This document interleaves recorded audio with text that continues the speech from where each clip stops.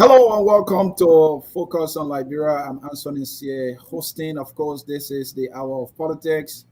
We are always broadcasting from our headquarters in Atlanta, Georgia. Focus on Liberia, where we educate, elevate, and promote all things Liberia. Welcome. If you are just joining us, please do all that usual favor. Share the show with your contact. We have a guest. Ambassador Nathaniel Barnes is our guest on Focus on Liberia today. I'm excited. Something he does not know, I visited him sometime back when he was finance minister. He doesn't know that. But folks, this interview is going to be an exclusive with Ambassador Nathaniel Barnes.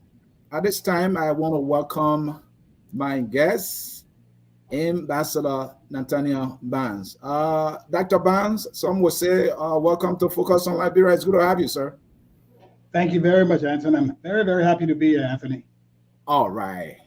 So, folks, for those of you who don't know much about Ambassador Barnes, he served our country, Liberia. We know in 1999, he was Director General at the National Social Security and Welfare Corporation. Our understanding also is that in that same 1999, he became Finance Minister, Republic of Liberia. And then in 2006, he served our country as permanent representative to the United Nations. And also in 2008, He served our country as its ambassador to the United States. Again, Ambassador Banks, it's good to have you. You heard me saying few roles you play in serving our country. Anything that I missed that you wish to add or correct? Oh, you didn't miss it, but I just like to indicate that I'm humbled and Mm-hmm. honored to have Mm-hmm. served my country in the capacities that I did. All right. Thank you so very much. And Ambassador Banks, if you don't mind, how you doing? How's family doing? COVID is all over the place. If you don't know, my said it came to my doorstep. I just recovered. How your family doing? Oh, wow. Yeah. I like to say I'm blessed and highly favored. We are all Mm-hmm. doing extremely well. The wife that I refer to as the Master Sergeant is well. Mm-hmm. All of our children and grandchildren are well. We've been blessed with 6 children and 3 wonderful grandchildren that I'm really, really enjoying. But everything is well, and we are grateful for that. All right. Thank you so very much. Let's get started here. You know, you are a Liberian. I don't know. I'm missing it. Are you from Maryland County? Part of me is from Maryland County. My paternal Okay. side is from Maryland Mm-hmm. County, Okay. uh, settled in an area called Philadelphia, right outside of Hopper. And Mm-hmm. on the maternal side, we're from Montserrat County. My mother's folks are from Shufflin and Marshall area. So, Oh, okay. That's good. And by the way, just chit chatting here a little bit. I'm from Grand Cru, and I visited Maryland County. I was in Harper for some time, so it's good to know that. That about you serve our country in many capacities, if I can put it that way. So let's talk about a summary of your accomplishments there as you serve our country. What are some of the major accomplishments in your past roles played in our government that you don't mind sharing with those listening to us today?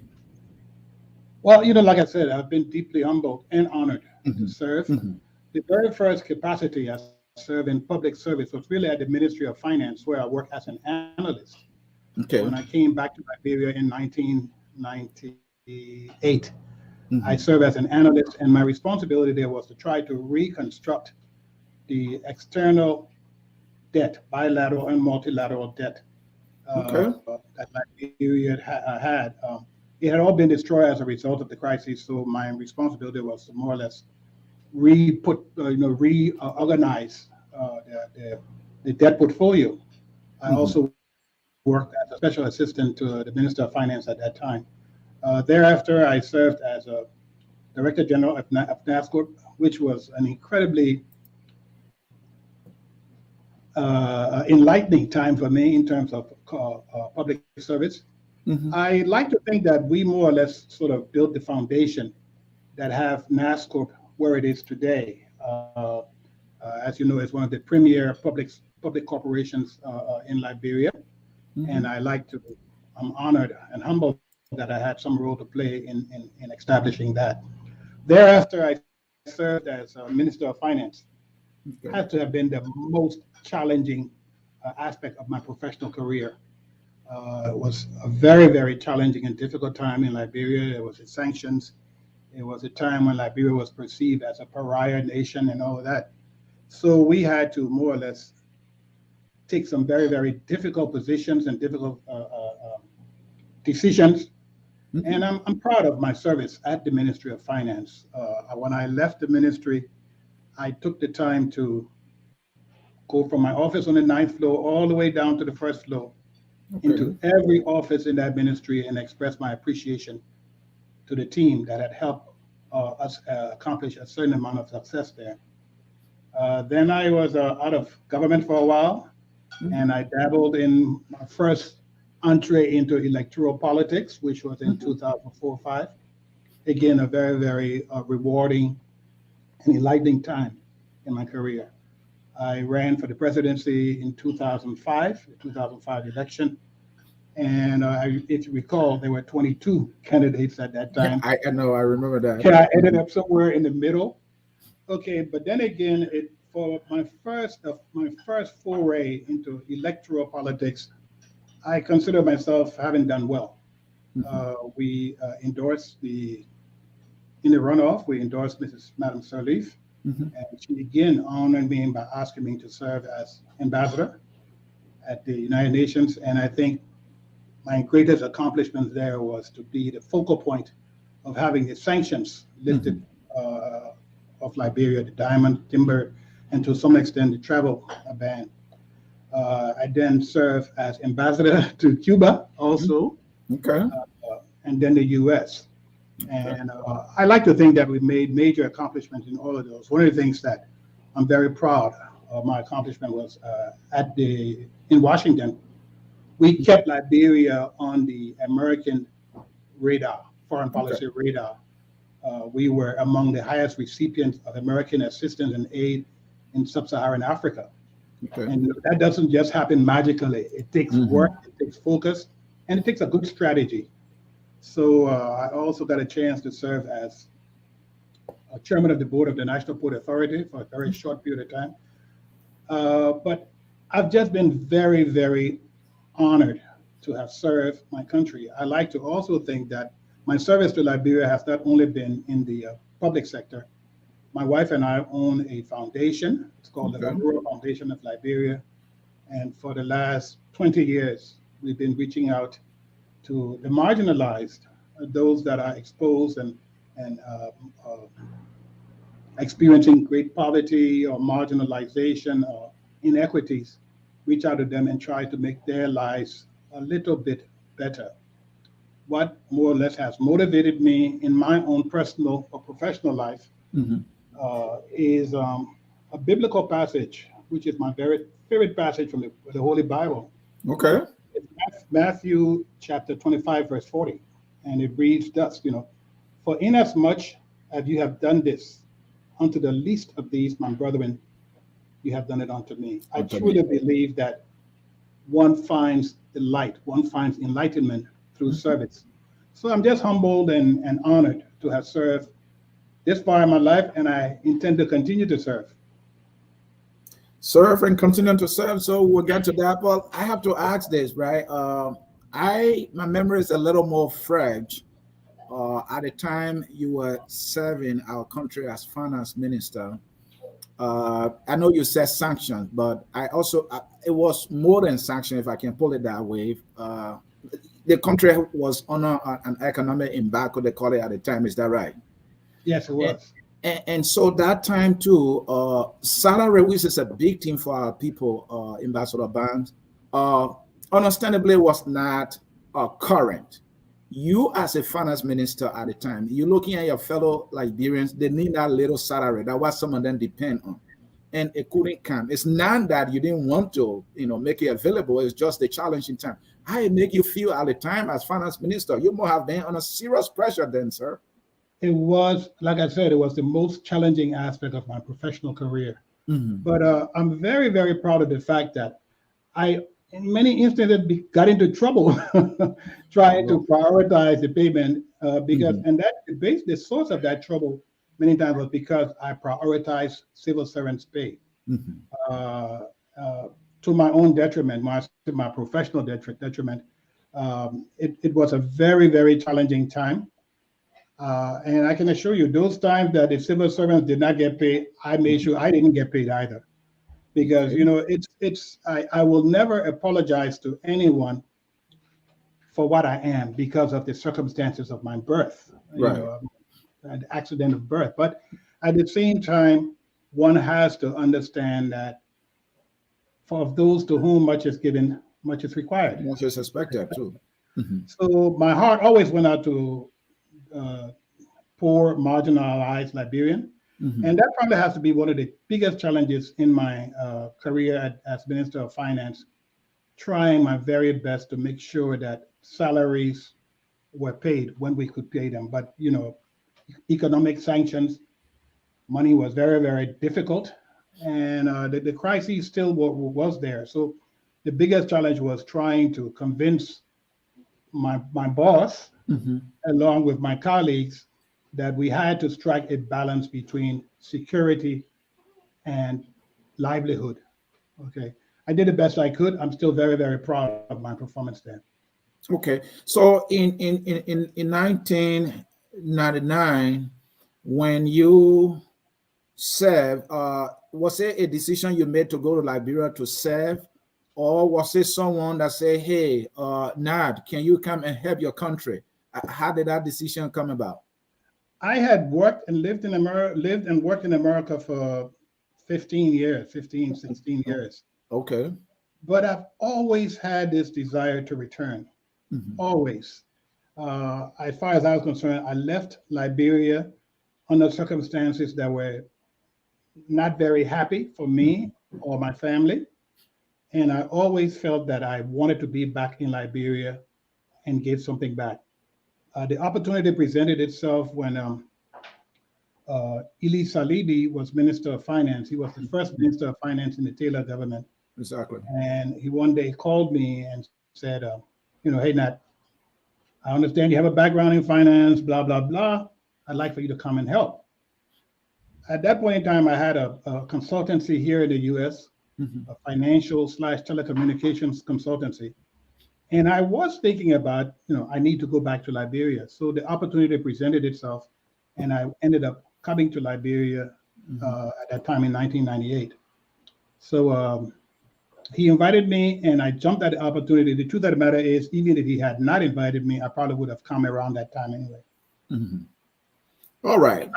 I am most comfortable when I'm in Liberia, in spite of all of the yoko, the walaha. I am most comfortable when I'm there. When you're there, home is home, right? Home is home, absolutely. and we have some people say sweet home, sweet home, sweet. I don't know how they call it. Home sweet home.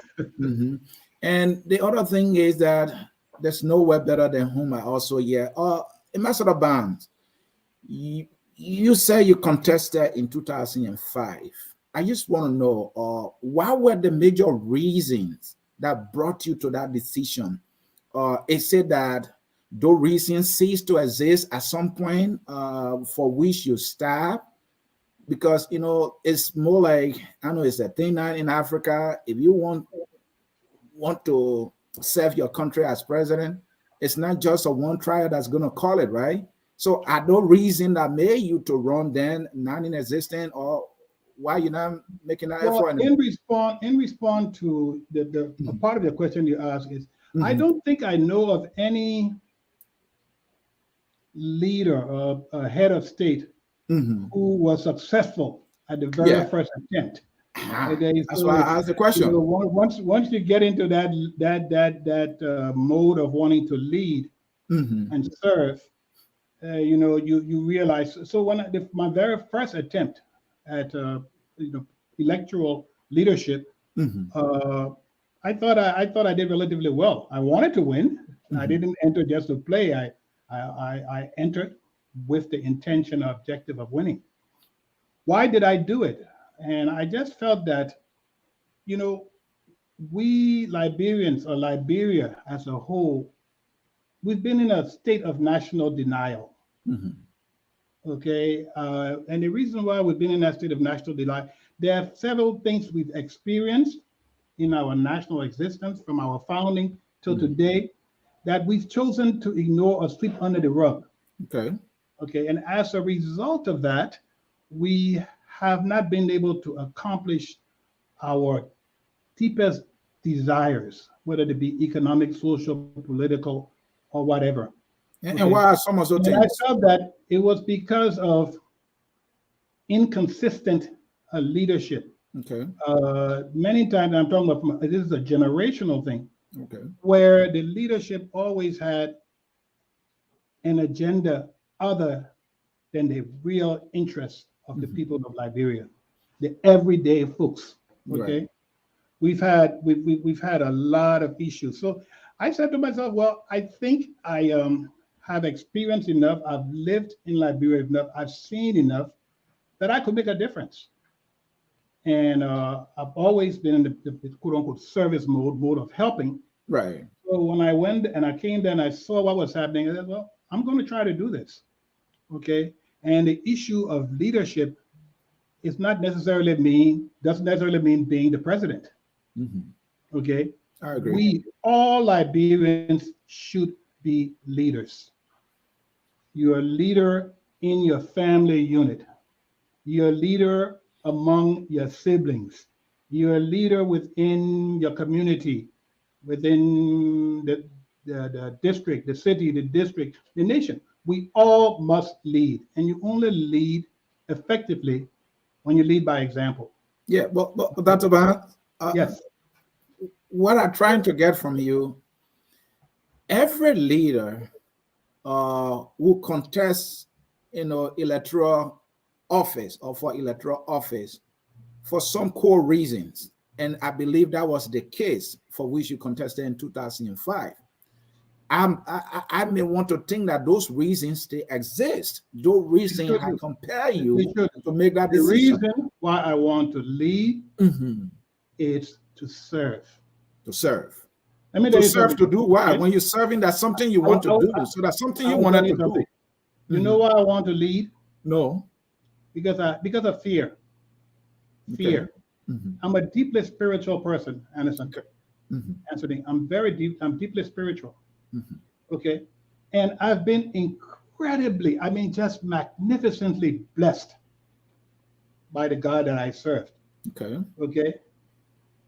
And at some point in time, I will have to answer or account for all of those blessings, wonderful blessings that I've been given. Okay, my man, I blessed you. I gave you wonderful gifts. What did you do with them? I want to be able to say to my maker, I served. I served and I led through example. So, what motivates me most is my desire to give back To because give I've back. been blessed, especially when you put me aside the typical Liberian. And, Okay, like I said, I will never Ambassador apologize Brown, to you anyone. are emphasizing, hold on, you are Mhm, emphasizing you've been blessed. mhm. And I get that, right? That you've been blessed. So you want to give back. It Yeah, said and that I at want to some give point, back because I'm afraid let me what will land with happen my to me if I question. don't. Let me land What with will happen to me it said at spiritually if some I don't? point, it said at some point you come to realize that though you've been blessed and you want to serve, the position that you want to get, which is the presidency, uh, may not come to you sometime or anytime soon. That's why you stop. It didn't happen in 2005, and I still serve. No Okay. matter what happens, I will Mhm. be a servant. End All of right. statement. All right. Thank you. I take that. Let me progress. Let us make progress. Then when you contested, that was the Liberian Destiny Party. I mean, I like that word destiny because, as a nation, we must get to that destiny. What happened to that party? You know, it's it's an excellent question that you ask. Mm-hmm. But you know, in our political dispensation Mm-hmm. in Liberia and probably in much of Africa and the developing world, Mm-hmm. it's a little bit different than what they do in the West. Okay. Generally speaking, in the Western countries, example America, the partisans support the party and the candidate. Okay. In Liberia, for example, Mm-hmm. it's the total reverse. I get The it. candidate or the standard bearer literally carries the weight Mm-hmm. of not only the institution of the party, but the Mm-hmm. partisans also. The honest answer while Liberia Destiny Party Mm-hmm.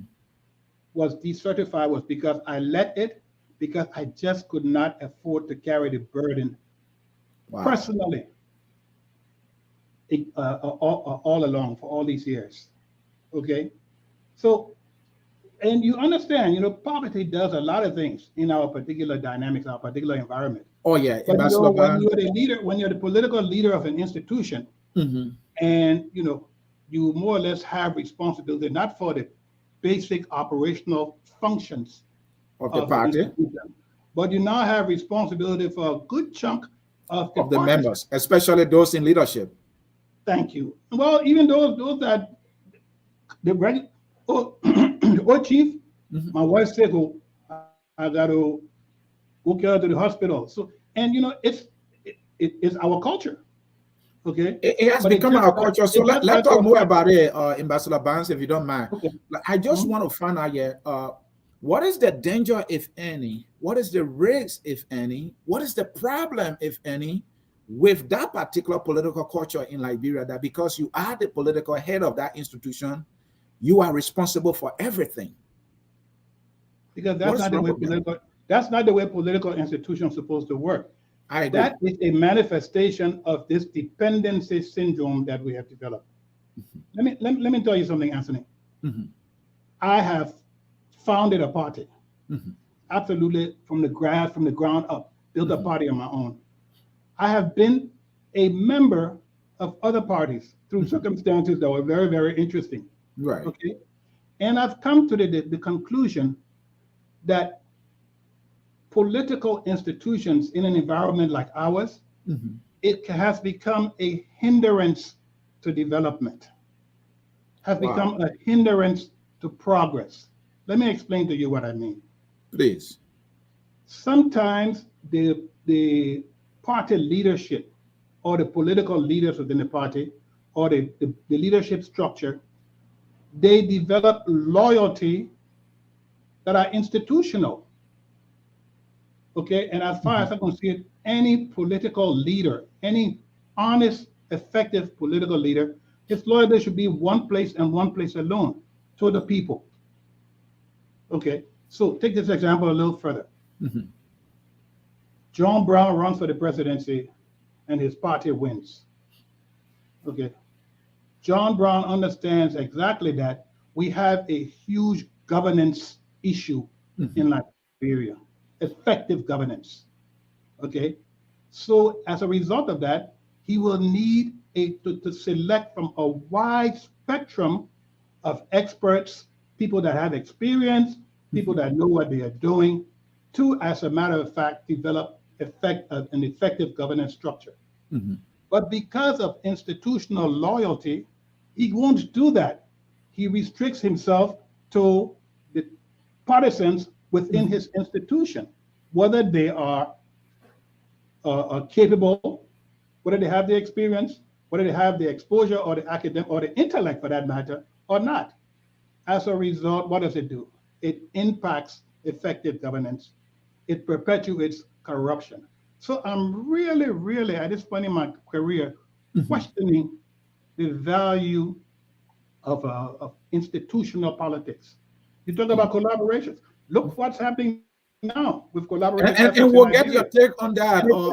Let me it ask tells further you question on basically, what you just explained, if you don't mind. Let me ask okay, further sure, question on what you just explained. sure, So sure. there must be a solution now, because from what I'm hearing from you, this is something you have put so much thought in it. I could feel it when you were explaining it, and I mine most too, certainly as an have. individual, felt the same way, or I've been feeling the same way. What is the solution to that? How do we need to correct it? Leadership in Liberia has to be based exclusively on the will and desires and hopes of the people, the everyday people, those poor people that we all claim we want to lead, Mhm. okay, and not institutional agendas. Now, we always say we delude ourselves into thinking that those institutional agendas that we develop, okay, are in the interest of the people, when in reality, they are not. They're usually driven by a certain amount of selfishness and greed. What is the solution to the problem? I tell you, one of the serious things I'm considering is maybe we should look at independent. Going as an independent, it's going against the grain. It's going thinking outside of the box. There are lots of obstacles and hurdles to that. Okay, but in order to change the destiny of Liberia, in order to change the fate of Liberia, we must turn the paradigm on its ears. So, in essence, you are saying for elected positions in Liberia, individuals should contest on their records and not go with the political institutions that pledge loyalty to that, they feel obligated to, should they win power, they have to give them job anyway, even if they are not qualified, which cripples the governance system. Absolutely. Absolutely. As a matter of fact, many times voters end up voting for a candidate who they may not particularly like or care, but that's what the institution gives to them. Okay. And but Dr. Barnes, in other countries, that is not the case. We are doing everything or trying to do everything that America does, right? But we And they have Liberianize it. parties We here. try to do it, but we Liberianize it. And when we Liberianize it, many times we corrupt it. So you don't see where we can perfect it and get there? You don't see No, that possibility? I think party politics is effective. It can be effective if it's done right. If it's done right. But I think we just have too many challenges. Okay. For example, what I just said to you, the issue of limiting the choice of a new head of state in terms of filling positions within his or her own institution, it impacts and stifles development. Okay, I'll give you an example. I was once invited by our government to serve on a panel at and summit. It was an economic summit. It was 2 or 3 years ago. I don't remember, two and a half years ago. And I made a presentation. They asked me to do a presentation on fiscal mobilization and management. And I did my presentation, something of which I have some level of expertise in. And I made a recommendation. I said, look, one of the problems we have is we do not have effective, sustainable institutions.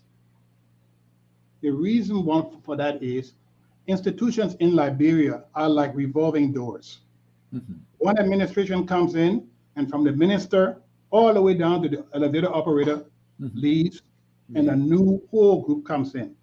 As a result of that, we won't have any institutional memory. We don't have continuity. We don't have consistency. Yes, what I suggest we do. From assistant minister, let's say in the case of a ministry, from assistant minister down should be technocrats, regardless of their ethnicity, regardless of their gender, regardless of their political affiliation. Would that mean the assistant should not be appointed? No, that's what I'm saying. They should go through a process, empower the civil service agency to search, select, vet, and hire technocrats, professionals that will run those institutions. And you think that same virus will not go to the civil service agency? Say again? And I'm saying, and do you think that same virus will not go to the civil service agency? It depends on political will. It depends on how much we want to make this and make it work. Okay? So if a good example is this. I always love to give this example. Okay. In the United States, or in Great Britain for that matter, and I'm being extreme here, the Secretary of State theoretically could be a janitor. Why? Because the Secretary of State is only the mouthpiece of the government's policy, foreign policy. Okay, that policy is structured by a large core of technocrats, regardless of their political affiliation. Whether they're Democrat, Republican, it doesn't matter. Does this person know how to do it? Do they understand foreign policy and global relations? Do they know what our interests are, American interests or whatever? So those positions are all filled with people that know what they are doing, and they are measured based on their productivity. Okay, so from minister, deputy minister, political appointments. Anything below assistant minister and below, technocrats. We build our institution. Well, that won't work in the environment we have right now. You know why? Because we use positions in governance as reward for loyalty. All right. An independent candidate, on the other hand, has the entire spectrum, of expertise from all counties in Liberia and Liberia's 16th county, the diaspora. to people to pull out of and put in those positions for better, stronger, more effective governance. Thank you. Thank you. Folks in cyberspace, you are watching Focus on Liberia. This is our program, The Hour of Politics. We are in an exclusive interview with Ambassador Nathaniel Barnes, who serves our country in many capacities. Ambassador Barnes, there's not much we heard from you in relatively long time, not much. What you been up to? What you been working on? You are a busy man. You might be working on something. Do you care to share that with us? Well, I was recalled as ambassador to the United States in 2010. And then I served for a short period of time as the chairman of the board of the National Port Authority. Once I got out of public service,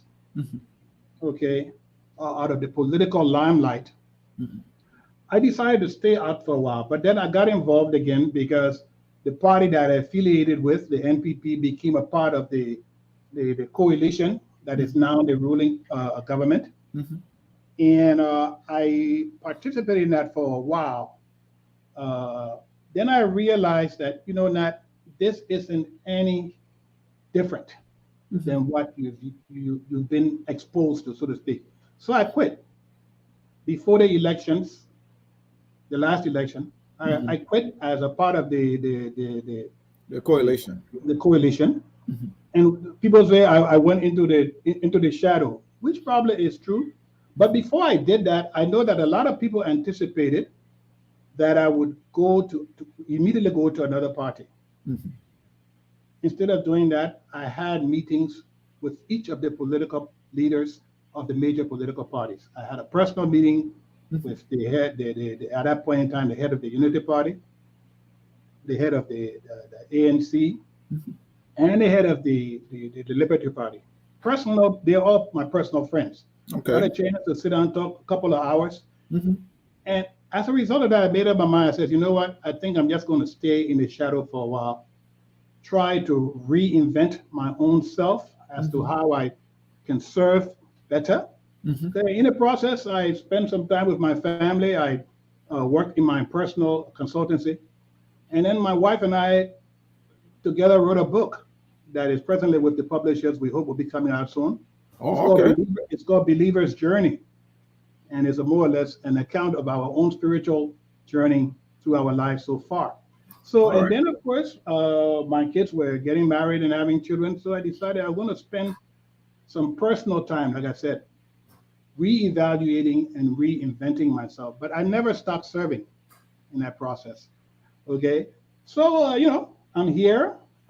Whenever I felt strongly about something during the last 3 years, I stood out and I spoke out. So, whether it was writing about an opinion. So, talking about having conversation. One of the things most important thing that I've done over the last 3 years. Right. I've taught at the graduate school level.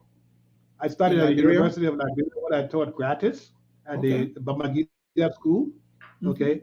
And then I left from there and went to the AMEU graduate program. And I still teach there. I teach corporate finance and international development. And it's just been an incredible experience because it gives me the opportunity, again, to serve. And what motivated me to do that was when I was an ambassador here in the U.S., I participated in something called the Ambassadorial Lecture Series. And schools along the Eastern Seaboard would invite various ambassadors to talk about a wide array of subject matters. So I participated in that. I went to Princeton, Syracuse, several universities along the Eastern Seaboard to lecture. And I was doing that, and it was, of course, pro bono. So I go back to Liberia and I said, well, I got young people here who I may have one or two things they may want to hear. Why shouldn't I do it here if I can do it there? Yeah, so you've been very busy at the university, and I did that. It's just been an incredible experience.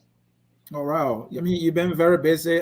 Congratulations to you and your wife for that book, and also for your contribution to our country in the era of education. You said you talked to some of these parties, their leaders, some of whom are your friends, by the way. And for me, I like politics, so I always like to ask the political question. Did you make any decision? Not yet. Of those you talked to? You're talking about 2023? No, not 2023. You said you have been talking to some political parties when you No, yeah, quoted the no. I was coalition. saying Yeah, after I left the coalition before the yeah. election, I Hmm. engaged at that level of those parties Hmm. to see if there was any way I could participate in any of those institutions. Right. And you But did I made not the you did conscious not take decision not membership with any of those? to. Recently, Hmm. I affiliated with the Liberty Party. The Liberty Party. Okay. Yeah, but after it's very interesting, what intriguing as a matter of fact. Yeah, it got a big intriguing, After right? a 3 months membership, 3 or 4 months membership, Hmm. I received a letter from the chairman suspending me for not paying dues. So I said, Oh, well, so you are one of those no, who I the quit. suspension act fell on. I was a part of the advisory council of the Liberty Mhm. Party. I served as I was affiliated with the Liberty Party for 4 months. 4 months, Okay. okay. Apparently, some dynamics were happening there that I wasn't a part of. I was just asked to listen and provide counsel. And then I received a note saying, no, he's suspending you because you haven't paid your dues. Well, first of all, that was not true. But I said to myself, and it goes back to what I've been saying about this institutional politics. Mhm. I said, enough of this already. I'm not going to do this any longer. And So have they corrected your records regarding your dues payment? the truth of the matter is, I don't know. I know that there's a lot of turmoil there, Hmm. and I certainly hope they fix it. But no, I'm at this point in time. I just think that, like I said, Hmm. this institutional politics or party politics Hmm. is not the best option, in my humble opinion, for And, Liberia and right now. and I get that. And thank you, Ambassador. Let us talk about something else. You serve as ambassador.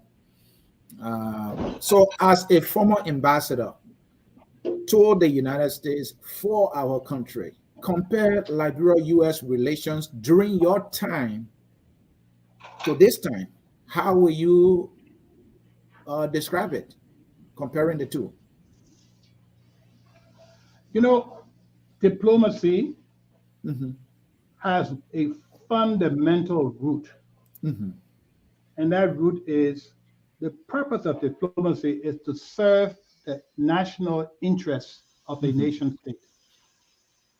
Okay, so regardless of what is going on globally, Mm-hmm. the preeminent approach for diplomacy is serving the national interests of a nation state. Mm-hmm.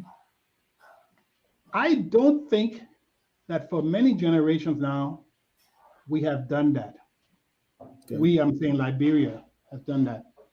For a long time now, we have been in diplomacy or involved in global relations of international development, and it's always to serve the interests of some other nation, and that needs to be fixed. Some That other needs to be nations or person? Well, either it's a personal agenda or another nation. For example, for many years, Mm-hmm. Liberia served the national interests of the United States. Okay, uh, and we need to sort of, from a foreign Is, there- relations is there a problem with that, there is a Ambassador problem with Barnes? it, because when you serve the interest of another country, what are you doing? You're subordinating your own national interests, and Has you it don't been want to that do that. way for a long The time, or is For a something new? long time, for many generations now, the preeminent rationale for diplomacy is to serve the country's interests. And what is Liberia's interest? Let's talk about interest, for example. The Okay. great United States of America, what is American interest? Why does America engage in foreign policy and global relations and all that? Let's America's restrict that to Liberia. Does America have wait a minute. any interest in Liberia? Just let me finish. Let me explain to you, and we'll Please come do. back to that. Please do. America's interest is America's security, the security of its citizens. That is the preeminent focus of American foreign policy, America's safety. Okay? That means the United States will do everything within its power, okay, to cajole, influence, intimidate whoever, okay, to make sure that interest is well protected. Now, the question becomes, what is Liberia's interest? Anthony, can you tell me what Liberia's interest is? I will rely on the ambassador with the experience to tell me. I want to learn today. What is Liberia's interest? Liberia's interest should be development. Okay. Economic, social development. I agree. But in many instances, we've engaged on the international stage with that not being our primary focus. Many times we do things or we made decisions to accommodate another nation, for example. Okay. So did you do that too? Because you served as our ambassador. Did you do that too? Oh, absolutely not. I got in trouble because I refused to do that. I got in trouble at the United Nations. I got in trouble here in the US, in Washington, because I always put our national interest first. There's a situation where I'm not going to call the nation name. Mm-hmm. A permanent member of the Security Council wanted Liberia to support a resolution in the General Assembly. Okay. And what generally happens in a situation like that, whoever is sponsoring the resolution, or whichever country will benefit from that resolution, will usually lobby other countries to get their support, that they will sign the resolution. Mm-hmm. Well, the illustrious, esteemed ambassador from that country came to my humble mission and said, we want Liberia's support. Okay. And I said to him, well, okay, I will refer to my home office and get back to you. Okay. Well, you know, in diplomacy, sometimes it is what's not said that is important. Mm-hmm. Okay. So apparently His Excellency didn't like my response. So what did he do? He went back, called his capital called Monrovia, the Ministry of, called his embassy in Monrovia. The ambassador called my boss. Mm-hmm. And my boss called me. Well, what's this? What's what? And I said, well, while I understand the need for the resolution and this country's desire to have us support this resolution, my question is, what do we get out of it? If we support this, there's a member of the permanent member, the permanent five. Okay, one of them. If Liberia supports this resolution, what's in it for Liberia? And I was instructed to return to Monrovia for consultations, which I did. And unfortunately, when I got to Monrovia to the meeting at the Ministry of Foreign Affairs on a Monday morning, I walked in the office of my minister and I saw the ambassador of the country sitting there. So I didn't have the opportunity to brief my minister as to what my own brief your boss and brief your boss. Yeah, so, but we ended up engaging with the ambassador and I explained, you know, why I thought that even though it was not a big deal to support the resolution, how would our interest be served? Well, at the end of the day, I was given a directive, you will go and do this. So I ended up doing it, but I got in trouble because of it. And there are many instances where, and you know, one of the reasons for that is I was not a quote unquote career diplomat. So I was not shackled by the traditions of being a career diplomat. You know, there are certain things, ways you have to behave and certain protocols. I was just looking at how do I best serve Liberia's interests. So what I'm saying all that to say that we have sort of we've drifted away from that serving the focal issue being our interests to a point where we need to re-examine it. The Libya situation is another good example. So but from what I'm hearing from you, Ambassador Barnes, this whole diplomacy thing now for Liberia is just men representation. Somebody's getting a salary, we're paying that. And like you said, our interest, we should be social and economic development. It's not the goal anymore of those representing our country. They just want to be seen with the titles. And so to that, let me ask the questions. Let me ask this question. Individual representing Liberia, especially at the United Nations and United States level, how, in your view, based on your experience, they could have best served to represent Liberia's interest to bring this social and economic development to our country that they are not doing? Well, the very first thing that every diplomatic envoy needs to master is, what are the interests of my nation state? What are the interests? And we need to have a plan. There needs to be a roadmap. What's our national plans? Where do we want to go? Do we know what it is? Okay. Many countries that are considered advanced right now, for example, Singapore. Under Lee Kuan Yew, Singapore planned 30, 40, 50 years ahead. We're still planning 1 year at a time. Okay. So we need to plan, develop a plan and a roadmap, and then train and expose our diplomatic envoy so that that roadmap becomes their Bible. So whenever they engage their colleague across the table, their basic focus is, what can this person bring to me in Liberia, to bring to Liberia through me, that serves that particular interest that Liberia has? We've drifted away from that. All right.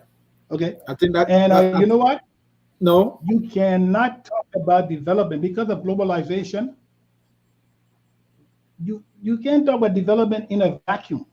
That's not the way it works anymore. Okay.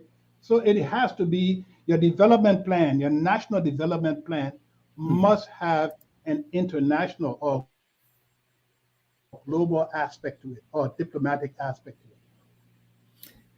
Thank you. I suggest you read my book. Yeah. You also had the opportunity. I'm sorry. Yeah, you also had the opportunity to serve as finance minister. We see our economy today. You are a finance guy. You are an economic guy.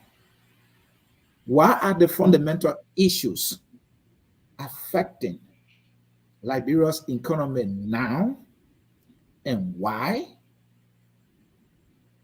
That's my question. We don't know what our priorities are. Okay. And I gave you an example at the risk of being critical. If you look at our budget, the budget that's being discussed right now, $785.6 million in revenue. Okay, that's nice. It's the highest it's ever been in the history of Liberia. Okay. You think it's realistic? Well, I was about to say, have we looked at how realistic it is, what the components are, okay, and how we can make that sustainable? That's the first question we need to ask ourselves. How much of those revenue dollars are coming from external sources through loans, grants, and assistance, okay, that may not be there next year, okay?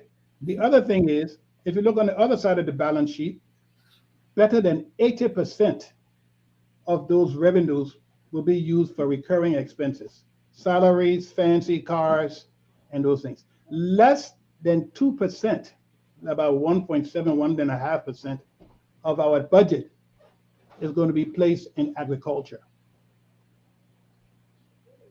The salaries of the legislature is going to go up across the board about 9%. Okay, the workers at the Capitol are going to be, the salary will be reduced by 3%. What an irony! Look at the imbalances. Okay, so what I'm trying to say, we need to more or less, if you have a budget of $100 and you use $80 to buy cars and pay salaries, recurring expenses, that means you only have $20 for development. How will you build bridges and roads and schools and hospitals and infrastructure? We need to relook at how we establish these things. Mhm. Okay. Why are we have much of our resources, much of our revenue come from our natural resources.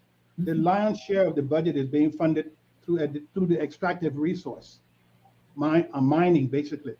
Mhm. Okay. That resource is going to be exhausted. It's exhausted, but the iron ore is finishing, the diamond ore is finishing, the gold is finishing.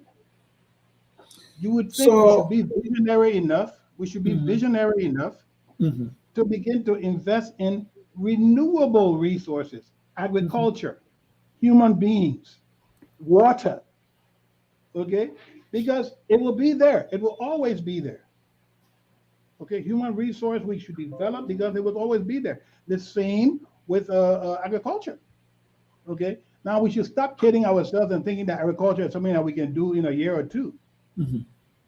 It lacks priorities, it lacks vision, and it lacks sustainability. Our whole development strategy. I know in the answer you just provided, you suggested indirectly recommendations. But yet I will ask you for specific recommendations based on what you just said, priorities, mismatch, little percentage of the budget going for development. Even you look at what is being allotted for agriculture, the legislature budget jumped from I think about 26 or 30 million naira to 54, and yet they're cutting the salary of the honor men sweeping there. What kind of recommendations can you share with your fellow Liberians listening to you uh, to ensure that we have a budget that is realistic and that's going to actually jot the economy to start working for the ordinary man in Negro Town? There are two sides of the budget. Mm-hmm. There's the revenue side, Mm-hmm. and there's the cost side. Mm-hmm. Okay. Many times we traditionally look at revenue or the whole budgetary process. We look Mm-hmm. at cash, cash, collect as much revenue as possible. Okay.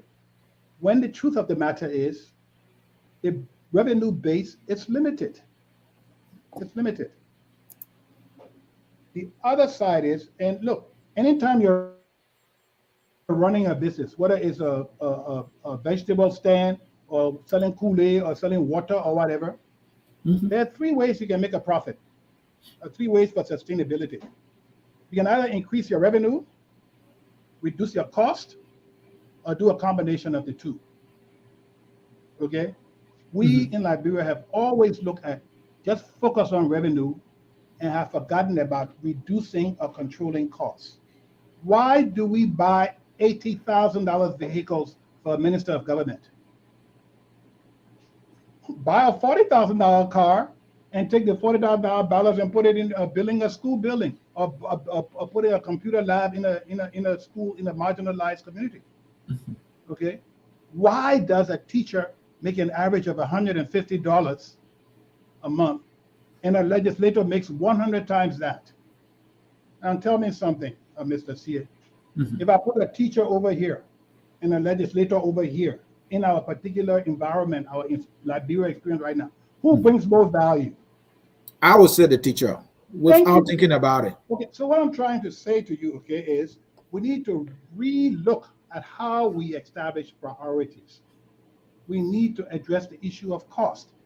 Another thing we can do is we do not empower the private sector. We provide empowerment for a large group of people, of entities in Liberia, okay, that many times are not Liberians, okay, and are not Liberians entrepreneurs.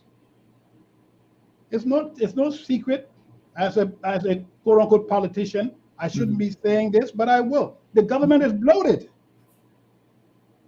Okay, it's bloated and it's ineffective. Okay, but we do not want to make any adjustments to that bloat because we are afraid that we won't get the votes. Well, there's a way to address it. Reduce the size of the government, but empower the private sector, okay, to absorb that access that you reduced it by. Okay? What is wrong with creating a good, solid middle class in Liberia? What is wrong with empowering Liberian entrepreneurs? We have people that are coming from the ECOWAS countries into Liberia right now that are doing better than the Liberian business people. Do you think America developed that way, or England, any country? They look at their nationals first and foremost. I'm sorry, I don't mean to preach to, but I feel Ambassador very Barnes, passionate I about it. mean, I like the example you just gave. So let's talk about that a little bit. Then we go to a little bit of presidential politics. This is the year before election. I want to pick your mind a little bit. You talk about people in the South region. Let's say, like you as an example, a Fulani coming from Guinea. He's in Liberia. Guinea, the government of Guinea did not give that person any money. That person is in Liberia, started a willow market, and then a shop, and then 2 shops. But you are saying we need to empower our citizens. That means government need to pump money into private sector investment, pumping money into Liberian businesses, for example. That is also possible. Is it that Liberians are not doing more themselves? Or is it that government is not doing what it's supposed to do? Because when you are giving an example of people coming and doing well, we can look at those examples too and do well with the little we have. So talk to Yes me and about no. that. The answer is yes and no. If Okay. you're going to empower a Liberian entrepreneur, Mm-hmm. you need to also discipline him and make demands of him or her. Mm-hmm. Okay? Let me tell you one of the fundamental issues we have in Liberia that impedes our development. Mm-hmm. There are many, many issues that challenge leadership in Liberia. But in my humble opinion, there are 2 that are absolutely paramount. Okay. One is, from a national level, we are not a reconciled people. There is no common, and I'm going to come back to the economic aspect of it. Just be patient. Mm-hmm. We are not a united people. There is no common factor that unites us as Liberians. We are divided, and it's a divisive thing among us. Okay? We need to fix that. If we don't fix that, we'll continue in this stalemate that we are in right now. That's the first thing. The second issue is corruption. Corruption in Liberia is not only institutional and systemic, it's psychological. People think corrupt. They think you're supposed to cheat. They think that the only way you can get ahead is by cheating. So if our government is going to empower... Has that become our culture in Ambassador Barnes? Absolutely. No doubt in my mind about it. Okay? So if our government is going to empower Liberians, we have to give them the resources they need, create the appropriate market niches for them, okay? But at the same time, make demands of them to make sure that they meet the requirements and we do not lower the standards for them.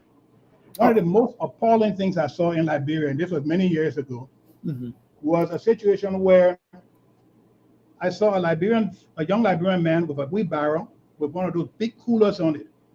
And I think in the cooler was ice milk or something like that. And he's pushing the wheelbarrow. Behind him is an Asian gentleman walking with the purse across his chest. And when anybody wants to buy the product they are selling, the Liberian person would serve, then he would go and pay the Asian gentleman who owns the business. That Asian gentleman shouldn't even be in the business in the first place. Right. Okay?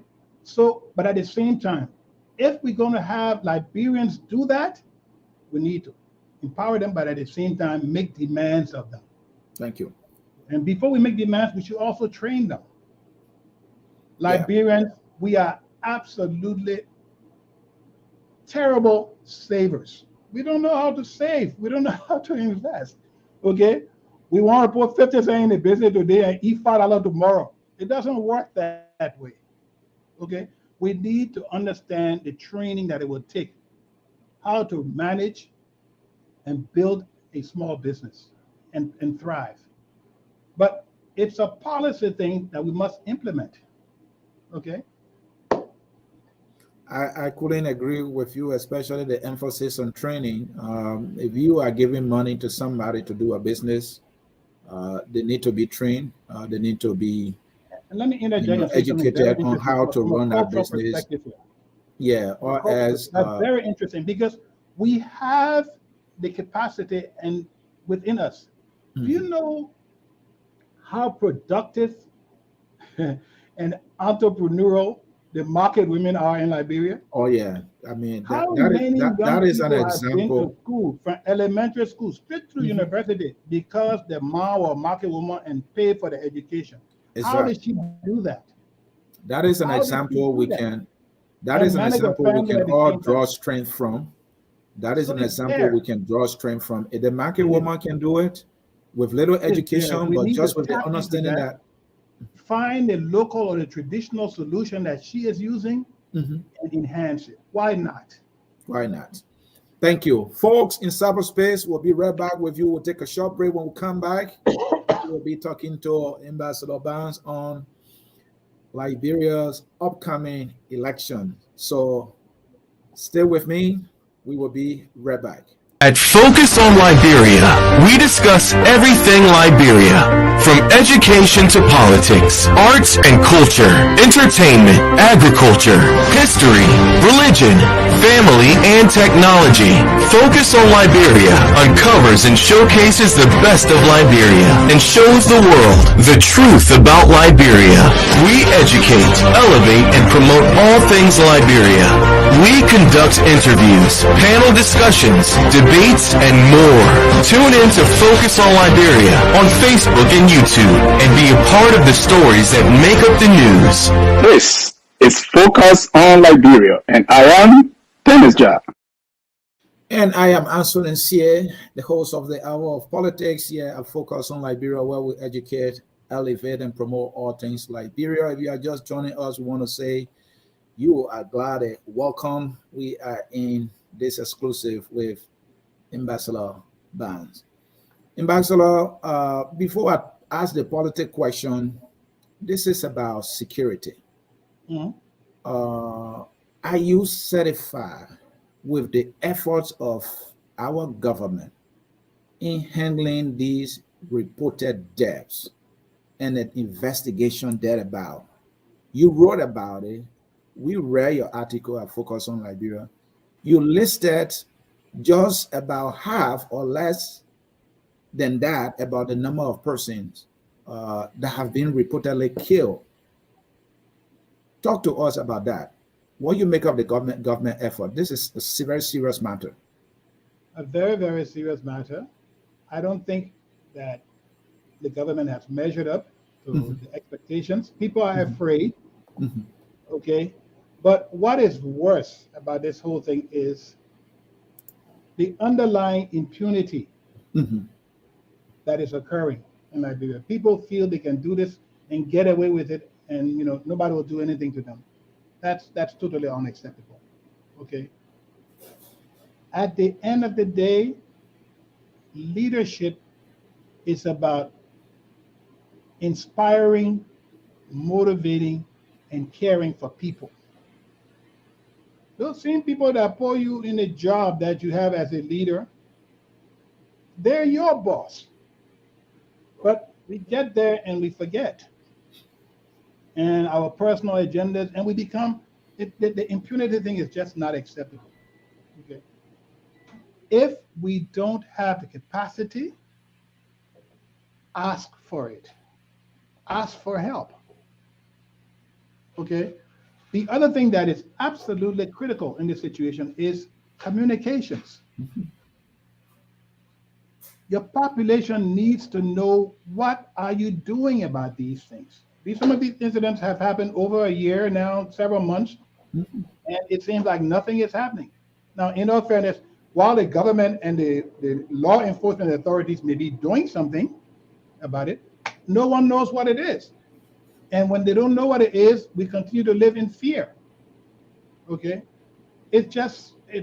We haven't paid the kind of attention. When I say we, I mean our government, that needs to be paid. People are living in fear. Look, it's one thing to be poor and destitute But then it's further exacerbated by the fact that you're scared, Mm-hmm. and that's not acceptable. Okay. And then, it just happens it appears that there's a certain level of our society that's totally unaffected by this. And that's not fair. That's not right. I know it's talking about it in itself is exhausting. But let us look at our current political actors who are gearing up for 2023. You, the political actors or politicians, I should put it right, maybe, will always say the country is at a crossroad, and we get this most when elections are coming around. So, if you look at the actors, do you see anybody among them who can defeat President Weah? I see one, but I won't tell you who he is. Okay, that's fine with me. Not right now. I see one, but So, I'm what is gonna that tell one you. doing? Huh? What capacity does that one, have that you see The for problem which with you think so? Liberia is sometimes we are all talk and no action. Okay. Those 3 years that was in hiatus, I stood by in the shadow and watched. Mm-hmm. It was just all talk. So what has happened that's been different? With all the talk, all the chit, all the talk. What has Right. happened? Nothing has Okay. happened. Nothing happened. So it says to me, another lesson I've learned in this era in the shadow is talk less and do more and act more. Anthony, I've been in the shadows, but I have not been quiet. I have not been inactive. Mhm. Okay. I've been engaging. I told you about my wife and I, Wrote a book, our not only our book, but foundation. our foundation, our charity work we've been doing. I'm engaging people. I'm talking to people. I'm strategizing. Okay. And I got to tell you something else. Okay. 2023, it's not only a crossroad, Okay. but it's getting to a point where it's going to be our last hope. Wow. And from several perspectives, okay? The donor world, the rich countries that always come to aid of countries like ours, Mhm. they're experiencing something called donor fatigue. They're tired. They're tired. I When you can imagine get the diplomatic envoy from a European country, see, this country is the dirtiest country on the continent, is a manifestation or indication of fatigue. Okay?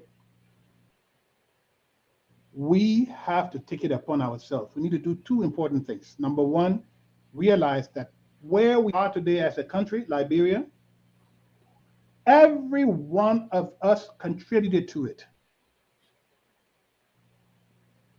It's all of our fault, wherever we are today. I'm not going to criticize any one person or any one group. It's all our fault. But you know what that means? No. It means that we all have to fix it together. And I come back to the point I mentioned to you about the reconciliation. Yep. And my basic philosophy that I have developed that I'm moving forward with is basically either lead, follow, or get the hell out of the way. Because we in Liberia have gotten to a point right now where it's time we take the responsibility of our future, our destiny, and move with it. And our interest will be first and foremost, okay? And Liberia will be first, by Liberians, for Liberians. We will get rid of the corruption. And you know what? Let me say one more thing. The effective leader of Liberia, the future Liberia, okay, has to have many, many qualities, many characteristics. But there are two, to me, that are absolutely paramount. Okay. First is humility. You cannot say you want to lead. I don't say ruler. You cannot say you want to lead a people unless you are prepared to first and foremost humble yourself before the Almighty God, and then humble yourself to the very people that you want to lead. You are their servant, okay? You are their employee, okay? And if you are not prepared to do it, I pray that God will give the Liberian people, open their eyes and give them the wisdom to make good choices. So that's the first thing, humility. The second thing is courage. Liberia will not change unless we have leadership that is courageous enough to make some very, very difficult decisions. And the temerity and the tenacity, okay, the tenacity to stand by those decisions and see it through its conclusion. So humility and courage. There are lots of other things. Honesty, absolutely. Okay, but humility and courage is what required. And that is what I've been working on. That's what Nat Barnes been working on. I've been sitting in the shadows, watching, smiling, getting upset, getting frustrated. Okay, but enough. But at the same time, keeping at it. Keeping at it. Enough All talk. right. Let's act. Stop the talk. You Let know, us you act. say you want one coalition, talking ego, talking greed, ego agendas, nothing.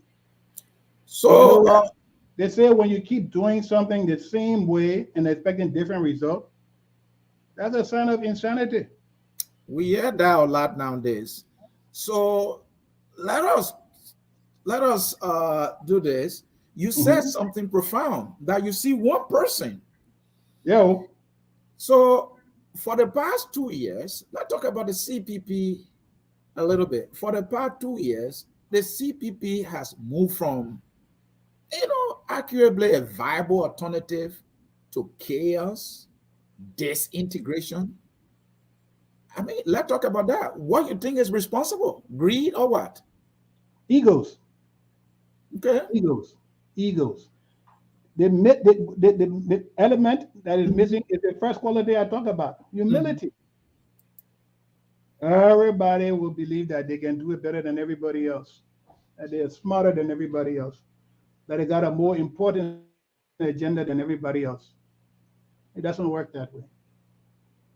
It doesn't work that way, my friend. Anybody asks Nat Bounce, they say, oh, you don't have a political party, Bounce. Who's your political party? My political party is the people of Liberia. And I will serve them till I'm put in my grave. All right. So we are about to close. You said you see one person. Are you that one person, Ambassador Brown? The time come, I will know. The time come, I will tell you who the person is at the appropriate time. Oh, I know you said you're not going to call the person name, but I thought that was you, so you will know right away.